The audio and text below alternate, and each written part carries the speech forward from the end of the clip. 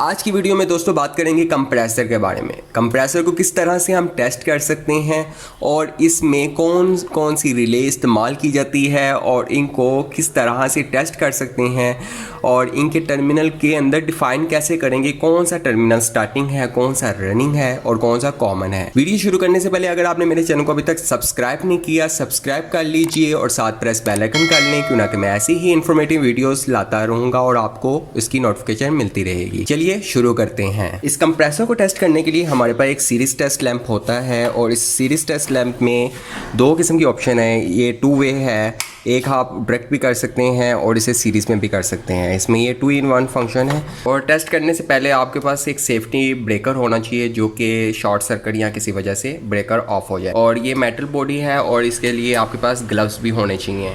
First of all इस terminal common terminal पर इस क्रोकोडाइल पिन को कुछ इस तरह से लगा दें और लगाने के बाद जो आपका दूसरा टर्मिनल है आप उसको फर्स्ट पिन, जो आपका ये फर्स्ट पिन है, इसको इसके साथ टच करें और ये बल्ब ग्लो कर जाएगा। तो इसका मतलब ये नहीं है कि ये शॉर्ट है। इसको हमने टेस्ट करने के लिए सीरीज टेस्ट लैंप से टेस्ट करेंगे। अगर ये शॉर्ट हुआ तो ये बॉडी के साथ शॉर्ट होगा, वैसे ये शॉर्टेज इसी तरह शो करेगा, क्यों ना कि इसके अंदर कॉइल होता है। ठीक है, अब दूसरे टर्मिनल को टेस्ट करें। ठीक है, अब इसकी ब्राइटनेस कम है और इसकी ब्राइटनेस ज़्यादा है। इसकी वजह ये है कि के अंदर कॉइल की टर्न्स ज़्यादा है। ठीक है, इसकी मज़ामत ज़्यादा है। ठीक है, जिसकी वजह से कॉइल की ब्राइटनेस भी ज़्यादा है, कम है और इसकी ज़्यादा है। ठीक है, अब ये वाला टर्मिनल जो सा हुआ ये स्टार्टिंग टर्मिनल है और ये वाला टर्मिनल है रनिंग। इस तरह से भी आप चेक कर सकते हैं इसके लैंप की ब्राइटनेस। इसका दूसरा टेस्ट ये है कि हर पिन को 1 बाय 1 इस बॉडी के साथ टच करेंगे, कहीं इसकी जो वाइनिंग है वो कहीं शॉर्ट तो नहीं है। कॉमन टर्मिनल पर रखें और बॉडी के साथ लगाएं। रनिंग टर्मिनल को बॉडी के साथ लगाएं, स्टार्टिंग टर्मिनल को बॉडी के साथ लगाएं। लेकिन अभी इस वक्त इसमें कोई भी शॉर्टेज नहीं है, तो इसका मतलब ये सही है। लेकिन इसके बाद अब इसकी परफॉर्मेंस चेक करनी है कि कॉइल की रेजिस्टेंस, इसकी टोटल रेजिस्टेंस जो हमने कैलकुलेशन की है थ्योरी में, और इसकी जो मीटर जो रीडिंग दे रहा है वो आया कि वो रीडिंग सही है या नहीं। बाज़ वक़्त ये होता है कि इसकी हमारी रीडिंग जो मीटर देता है वो रेजिस्टेंस की रीडिंग कुछ और होती है। जब हम इन फार्मूला ऐड करते हैं तो इसकी रीडिंग कुछ और होती है, तो चेक करते हैं। इसकी रेजिस्टेंस को चेक करने के लिए मेरे पास एक क्लैम्प मीटर है और इस क्लैम्प मीटर में मैंने इसको कंटिन्यूटी पर रख दिया है और कंटिन्यूटी पर रखने के बाद मैं इसको सिलेक्ट कंटिन्यूटी पे कर देता हूँ। ठीक है, कंटिन्यूटी पर रखने से ये रेजिस्टेंस भी बता देगा और कंटिन्यूटी भी बता देगा। इसका कॉमन टर्मिनल कौन सा है, स्टार्टिंग कौन सा है या फिर रनिंग कौन सा है। बाज़ हर किसी कंप्रेसर में ZYX लिखा होता है, किसी कंप्रेसर में ABC लिखी होती है। हर कंप्रेसर में पिन की डायरेक्शन डिफरेंट होती है। जैसे कि आप देख रहे हैं कि ट्रायंगल नीचे वाली साइड पर बना हुआ है, यानी कि इसका जो ट्रायंगल जो सा है ये कॉर्नर नीचे वाली साइड पर, किसी कंप्रेसर में ये ट्रायंगल ऊपर वाली साइड पर होता है।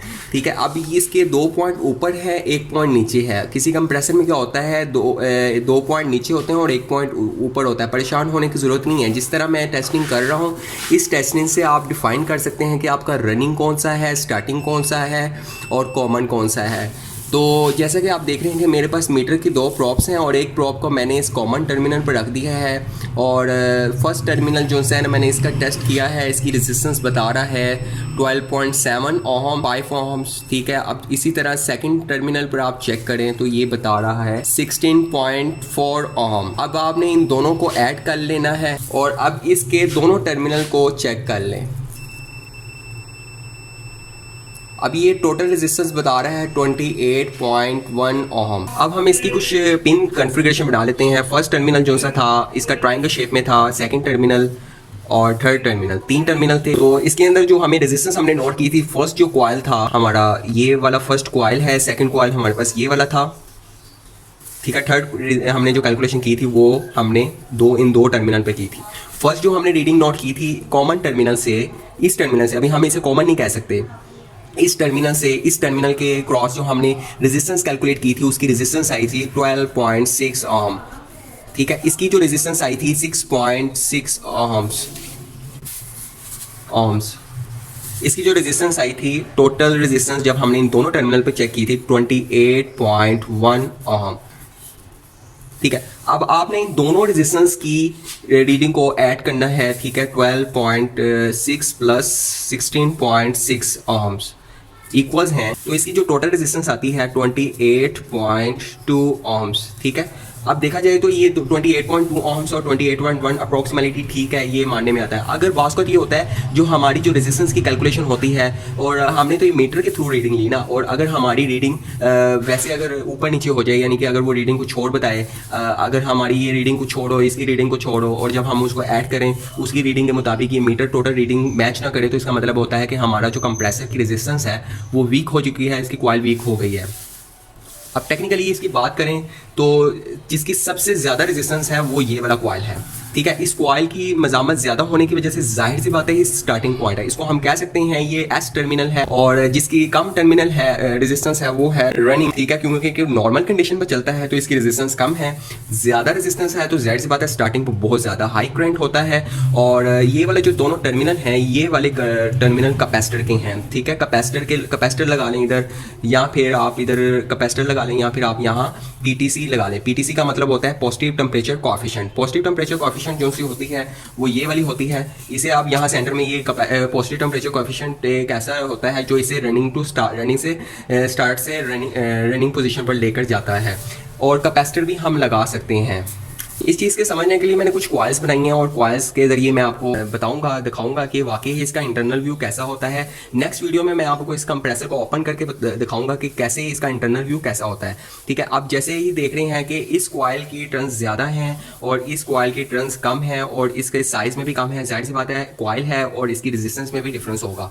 अगर आप इस कॉइल को कम वाली, यानी कि जिसकी कम टर्न्स हैं, आपको इस साइड पर रख लें और इस टर्मिनल्स को इस साइड पर लगा, और ये आपका ज़्यादा रेजिस्टेंस इस टर्मिनल पर थी कॉमन से एस की तरफ, तो इसमें आपने कॉइल रख दी ज़्यादा टर्न्स वाली, और इसमें कम रेजिस्टेंस, इससे कम टर्न्स वाली आपने रख दी, और इन दोनों पॉइंट्स को आपस में आपने कॉमन कर लिया, ठीक है। अब जैसे ही आपने मीटर्स की प्रॉप इस साइड पर लगाई और ये टोटल रेजिस्टेंस बता रहा है 28.1, अब आपने क्या करना है, यहाँ पे कैपेसिटर लगा देना है, और यहाँ पे ये आप पीटीसी लगा दें, ठीक है। और आप यहाँ पे एक फेज टर्मिनल दे दें, और यहाँ पे आप दे दें एन टर्मिनल, ठीक है, न्यूट्रल लगा दें, ठीक। अब कंप्रेसर के पिंस की तरफ देखें तो आपका ये वाला जिसकी रेजिस्टेंस बहुत ज़्यादा थी ये स्टार्टिंग टर्मिनल है, और ये वाला जो टर्मिनल है वो रनिंग टर्मिनल है, और ये नीचे वाला जो टर्मिनल है वो कॉमन टर्मिनल है। और अब इसमें हम अटैच करते हैं पीटीसी और ओवरलोड पायोमेटेलिक स्ट्रिप। तो किस तरह, तो जैसे कि आप देख रहे हैं कि डेनफोर्स का कंप्रेसर है, तो डेनफोर्स का पीटीसी कुछ इस तरह से होगा,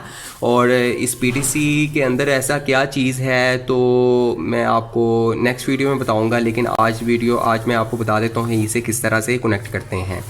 तो इसमें देखने में 3 पिंस हैं इसमें ट्रायंगल शेप में, ठीक है। इसकी भी ट्रायंगल शेप में है कुछ इस तरीके से। इसको डेनफोर्स का कंप्रेसर है, डेनफोर्स की पीटीसी है, तो इसका इंटरनल इसमें ऐसी क्या चीज़ है और मैं आपको बताऊंगा, ठीक है।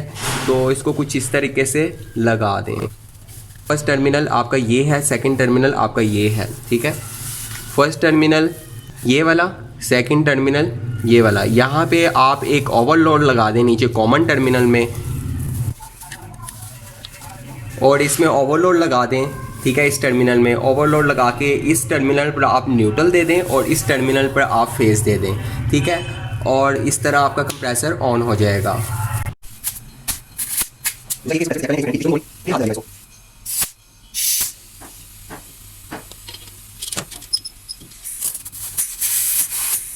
आज की वीडियो में बस इतना ही।